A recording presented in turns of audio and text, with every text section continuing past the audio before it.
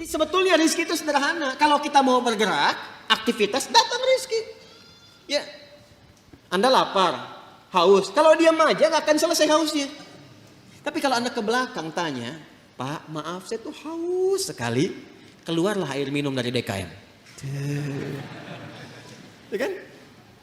Tapi saya juga lapar, Pak. Emang Bapak nggak bawa makanan ke sini? Enggak, keluarlah kemudian makanan. Jadi kalau kita mau bergerak, ada itu rezeki. Anda keluar tuh. Begitu di perempatan jalan kan orang cuman prit. Anda parkir. Tiba-tiba dengan peluit itu baru keluar sedikit prit. Kadang dia nggak pakai peluit sekarang itu. Mundur. Balas kiri. Gitu kan? Kita tanya kenapa emang yang kanan kan selalu dibalas sama yang kiri. Balas kiri. Balas jalan. Dengan kalimat gitu aja Anda mengeluarkan uang kan? Kasih oleh Anda 2.000. Makasih Pak. Kasih 5.000. Makasih Om. Ya? Udah pindah tuh. Kasih 10.000. Makasih Bos. Gitu kan?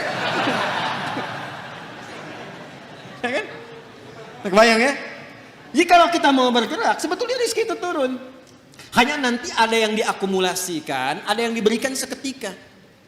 Ada yang sifatnya akumulatif. Sebetulnya hasil ikhtiar Anda hari ini, cuman mungkin diberikannya besok. Pernah nggak Anda cari pekerjaan? Bahasa manusianya ditolak di sini, tolak di situ, tolak di sini. Pernah ya begitu ya? Tapi tiba-tiba setelah seminggu, 2 minggu, 1 bulan, Anda mendapatkan pekerjaan yang tawaran gajinya di luar ekspektasi Anda. Pak mau nggak nih? Ada peluang 9 juta. Ternyata itu hasil ikhtiar Anda dari hari pertama, kedua, ketiga dapatnya itu. Paham sekarang ya? Itu hukum pertama. Jadi nggak bisa mendapatkan rezeki dengan diam. Selalu ada ikhtiar. Tapi jangan sampai ikhtiar itu, awas. Ditempuh dengan bentuk yang negatif. Atau didapatkan dengan cara ikhtiar misalnya, maaf ya, bukan dalam gerak yang positif. Negatif itu kan bisa maksiat, ya, atau pengertian yang kedua tidak bergerak sehingga sakit. Dengan sakit itu rezeki datang. Paham nggak? Anda nggak minum sampai sakit, tuh kan? Nah begitu sakit tiba-tiba datang orang nengok. Bawa buah, gitu kan? Bawa makanan. Jangan diikhtiarkan dengan sakit untuk mendapatkan itu. Paham? Atau yang kedua dengan cara maksiat. Seseorang menempuh maksiat, menempuh cara yang tidak dibenarkan. Yang menimbulkan persoalan. Sesuatu yang menimbulkan persoalan. Kemudian persoalan itu bisa diurai sehingga lurus kembali. Keadaan yang lurus, benar, gak ada soalnya. Itu disebut dengan halal namanya. Dari kata ahalla yuhillu. Kata ahalla dari kata halla. Orang Arab kalau mengatakan hillul mushkilah artinya atau hillul ahbal, benang yang kusut bisa diurai lagi. Sehingga dia menjadi lurus. Sesuatu yang lurus yang tidak ada persoalannya disebut dengan halal namanya. Jelas?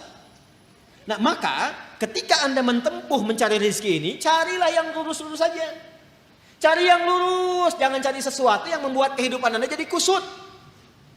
Karena itu segala bentuk pintu yang mengantarkan pada kekusutan hidup, yang memungkinkan Anda menjadikan hidup bermasalah, dilarang oleh Allah. Jangan lakukan ini, jangan kerjakan ini. Lawan dari sesuatu yang lurus, yang larangannya ditampilkan sehingga mencegah kita dari kesulitan, disebut haram namanya.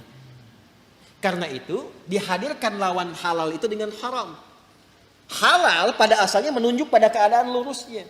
Sedangkan haram hukum pencegahannya. Saking sayangnya Allah kepada kita, saya inginkan hidupmu itu lurus. Jangan ada masalah. Jangan sampai kamu bapaknya yang korupsi, anaknya yang dibully. Jangan sampai bapaknya yang bermasalah, anaknya yang di sekolah yang diserang oleh teman-temannya. Anak SD diteriaki, bapak kamu koruptor ya, bapak kamu koruptor ya. Apa Anda tega melihat anak Anda bermasalah di sekolahnya? Hanya karena perbuatan bapaknya. Tuh. Maka kata Allah yang lurus-lurus saja. Gak usah menipu, gak usah korupsi, gak usah nyogok, lurus aja. Kan tadi tahu rizkinya sudah ditentukan, gak akan tertukar.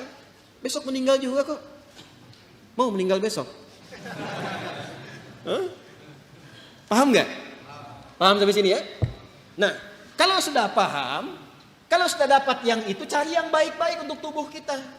Tadi jangan sampai mendapatkan sesuatu, betul cara dapatnya halal.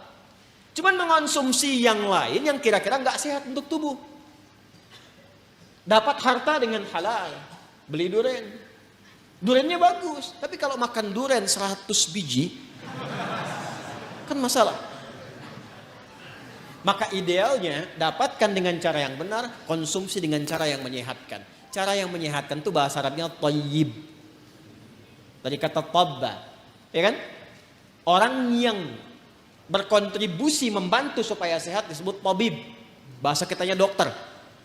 Maka Allah tegaskan supaya kita nggak banyak nanya lagi. Kulu mimma fil ardi halalan. Itu maksudnya. Halalan thayyibah. Ya. Jadi mencari rezekinya di mana? Halo? Di langit telah ditetapkan rezeki. Diturunkan ke mana? Ke bumi. Maka cara kita berikhtiar, ikhtiarnya di mana? Di bumi. Tapi apakah mungkin mencari rezeki di bumi, semuanya bumi kita kelilingin? Tidak kan? Karena itulah ayatnya mengatakan mimma, singkatan dari min dan ma, di setiap tempat yang mampu engkau pijak. Jadi kalau misalnya Anda merasa nggak ada peluang di sekitaran ini, pindah. Kan Bekasi luas. Itu baru Bekasi. Nggak ada di PTM pindah PJS, nggak ada PJS pindah Greenview, nggak ada di sini pindah Pekayon. Pekayon aja masih luas. Nggak ada di selatan pindah utara. Nggak ada utara, pindah timur. Ya kan? Nggak ada di timur, pindah dari kota ke kabupaten, Kabupaten Bekasi. Nggak ada di situ, geser, pindah Depok. Nggak ada Depok, pindah. Banyak sekali tempat bisa dipijak. Jangan jadikan alasan ketika nggak menemukan di satu tempat, Anda berbuat maksiat. Bukan Anda di sana maksudnya ya, ini contoh aja umum. Jangan jadi alasan, kalau Anda tidak mendapatkan di satu tempat, jangan jadikan pijakan itu untuk berbuat maksiat. Aduh, udah sekarang susah Ustaz jadi yang halal, itu aja yang haram susah. Kenapa sih harus selalu banyak alasan? Allah sudah menjamin, kenapa manusianya bikin susah? Paham sampai sini?